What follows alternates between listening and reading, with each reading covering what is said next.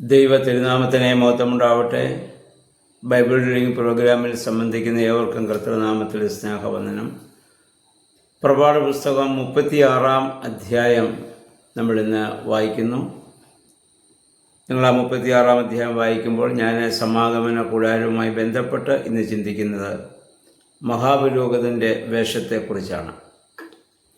മഹാപുരോഹിതന് അവിടെ പുരോഹിതന്മാർക്കും മഹാപുരോഹിതന്മാർക്കും പ്രത്യേകമായ വേഷവിധാനങ്ങളുണ്ടായിരുന്നു. ഇവിടെ അഹ്റോൻ യേശുവിൻ്റെ ഒരു നിഴലായിട്ടാണ് മഹാപുരോഹിതനായി അവിടെ ശുശ്രൂഷ ചെയ്യുന്നത്. മോശയും ദൈവത്താൽ വിളിക്കപ്പെട്ട പുരോഹിതനാണ്. അദ്ദേഹം അംശവസ്ത്രം ധരിക്കുകയോ സമാഗമന കൂടാരത്തിൽ ശുശ്രൂഷ ചെയ്യുകയോ ചെയ്തിട്ടില്ല. 99-ാം സങ്കീർത്തനം 6-ാം വാക്യത്തിൻ്റെ പുരോഹിതന്മാരിൽ മോശയും അഹ്റോനും എന്ന് പറയുന്നു. മോശയുടെ ശുശ്രൂഷ ഈ യാഗാദി കർമ്മങ്ങൾ അർപ്പിക്കുക എന്നുള്ളതല്ല, ദൈവത്തോട് നേരിട്ട് സംസാരിക്കുകയും ആ കൽപ്പനകൾ ഏറ്റുവാങ്ങുകയും അഹ്റോന് പട്ടം കൊടുക്കുകയും അഹ്റോൻ്റെ അഭിഷേകം ചെയ്യുകയും ഒക്കെ ചെയ്തത് മോശയാണ്. മോശയുടെ പൗരോഹിത്യ ശുശ്രൂഷയും അഹ്റോൻ്റെ ശുശ്രൂഷയും വ്യത്യസ്തമാണെന്ന് മാത്രം. അഹ്റോൻ അതിവിശുദ്ധ സ്ഥലത്ത് പ്രവേശിക്കേണ്ട ആളാണ്. അതിനുശേഷം പിന്നീട് ആ സ്ഥാനത്ത് വരുന്ന മഹാപുരോഹിതന്മാരും അങ്ങനെ തന്നെ ചെയ്യേണ്ടതുണ്ട്. അവരുടെ വേഷവിധാനങ്ങളെക്കുറിച്ച് ഈ മഹാപുരോഹിതൻ്റെ വേഷവിധാനം ഇതായിരുന്നു. ഒന്ന്, അദ്ദേഹത്തിന് ഒരു പുറംകുപ്പായമുണ്ട്. അതിൽ 3 കാര്യങ്ങളാണുള്ളത്. അതിൽ ഒന്ന്, അകമേ ധരിക്കുന്ന കൈയില്ലാത്ത നേരിയ വെള്ളത്തുണി കൊണ്ടുള്ള ഒരു കുപ്പായമുണ്ട്. അത് നമ്മുടെ കർത്താവിൻ്റെ നീതിയെ അത് സൂചിപ്പിക്കുന്നതായിരുന്നു. ആ വെള്ള വസ്ത്രം അവിടെ, അതിനു മീതെ നീല നിറത്തിലുള്ള ഒരു സ്ഥാനവസ്ത്രം കൂടെ ധരിക്കേണ്ടതുണ്ട്. അതിൻ്റെ അടിയിലെ വിളിമ്പിൽ ചുറ്റിലും മാതളപ്പഴവും മണികളും അലങ്കാരപ്പണികളുമായി തുന്നിച്ചേർത്ത് പിടിപ്പിച്ചിട്ടുണ്ട്. ആ നീല നിറം ആകാശത്തെയും സ്വർഗീയമായ സാന്നിധ്യത്തെയുമാണ് അത് സൂചിപ്പിക്കുന്നത്. അതിനിടയിലുള്ള മാതളപ്പഴങ്ങൾ പരിശുദ്ധാത്മാവിൻ്റെ വരങ്ങളെയും ഫലങ്ങളെയുമാണ് സൂചിപ്പിക്കുന്നത്. ഒന്ന്, സ്വർഗത്തെ സൂചിപ്പിക്കുന്നു. 2, പരിശുദ്ധാത്മാവിൻ്റെ വരങ്ങളെയും ഫലങ്ങളെയും ഒക്കെ സൂചിപ്പിക്കുന്നു. ഇത് പുതിയ നിയമത്തിൽ അതാണ് അതിൻ്റെ ആ മാതളപ്പഴം അല്ലെങ്കിൽ ആ ഫലങ്ങളെ അവിടെ കാണിക്കുവാനുള്ള കാരണം അതാണ്. യേശുവിൻ്റെ ജീവിതത്തിൽ ഈ വരങ്ങളും ഫലങ്ങളുമെല്ലാം ഒന്ന് ചേർന്നിരുന്ന് നമുക്കറിയാം.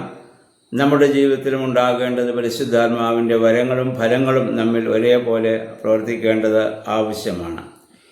അതുപോലെ തന്നെ ഈ നീലക്കുപ്പായത്തിൻ്റെ പുറത്ത് അഴുക്ക് പറ്റാതിരിക്കാൻ വേണ്ടി മറ്റൊരു ഒരു മേൽവസ്ത്രമുണ്ടായിരുന്നു. അതിൻ്റെ പേരാണ് ഏഫോദ്.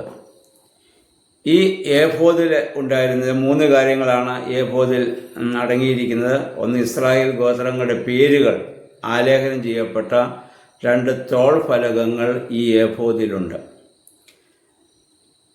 അപ്പോൾ 2 ഇസ്രായേൽ ഗോത്ര സംഖ്യയ്ക്കൊത്തവണ്ണം 12 കല്ലുകൾ പതിച്ച് മാറിലണിയുന്ന ഫലകമാണത്. ഏഫോദിൻ്റെ അതിൻ്റെ കീശയിൽ 2 ഉറീമും തുമ്മീമും എന്നു പേരുള്ള 2 കല്ലുകളുണ്ട്. അതാണ് ദൈവഹിതം അറിയാൻ വേണ്ടി അവർ ഉപയോഗിച്ചിരുന്നത്.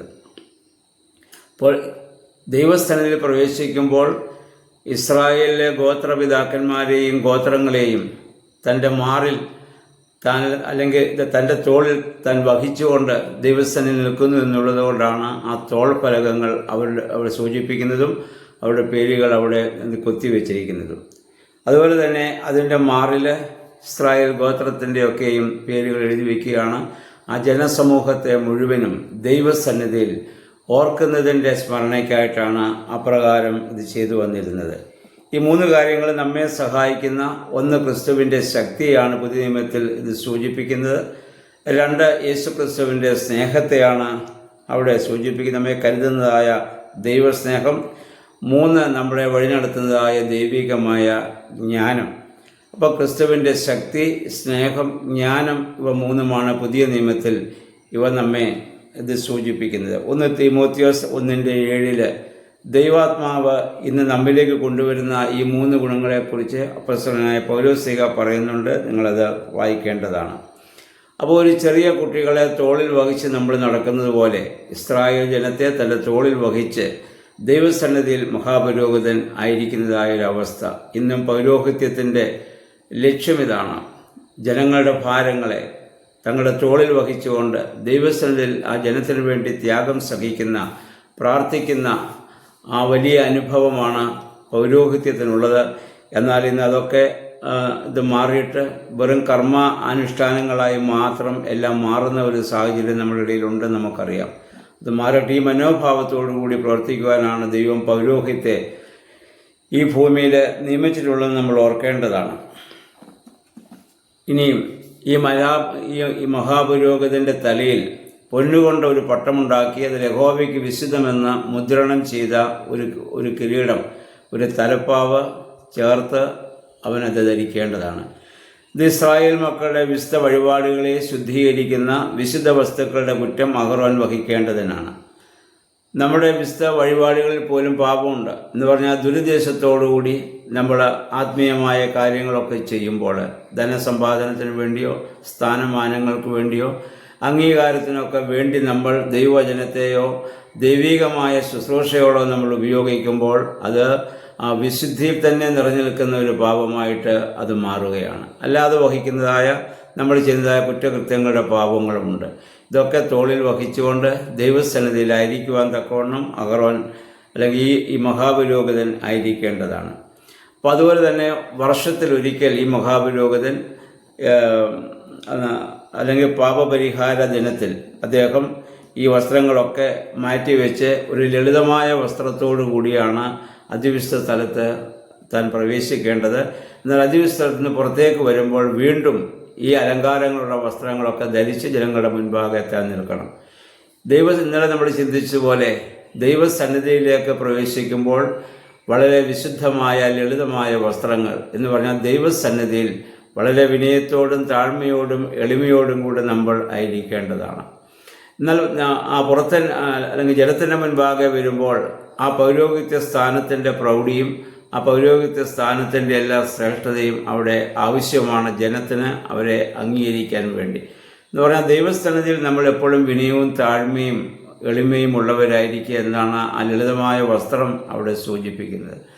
അത് ഇപ്പോൾ ജനം കാണേണ്ടതില്ല. അതായത് നമ്മുടെ പ്രാർത്ഥനയും നമ്മുടെ ആരാധനയും നമ്മുടെ ഉപവാസവും നമ്മുടെ വേദവായന പഠനങ്ങളൊക്കെ ഈ ശുശ്രൂഷ രംഗങ്ങളിലുള്ളവരെ ജനത്തെ കാണിക്കേണ്ട കാര്യമില്ല. അത് ജനം കാണേണ്ട കാര്യങ്ങളുമല്ല. അത് വ്യക്തിപരമായി നടത്തേണ്ടതായ കാര്യങ്ങളാണ്.